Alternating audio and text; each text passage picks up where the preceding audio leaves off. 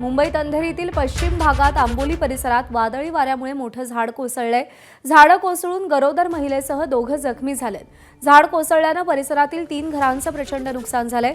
रूपा कनोजिया असं जखमी झालेल्या गरोदर महिलेचं नाव आहे। जखमी झालेल्या दोघांवर रुग्णालयात उपचार सुरू आहेत।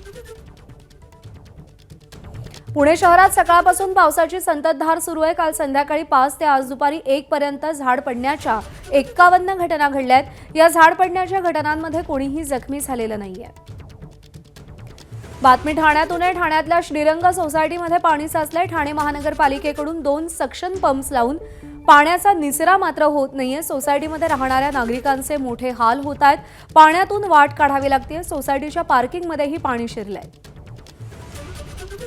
रायगड जिल्ह्यात सगळीकडे पावसाचा हाहाकार पाहायला मिळतोय। पेण तालुक्यातील कोलेटी गावात 2 दिवसांपासून पुराचं पाणी आहे।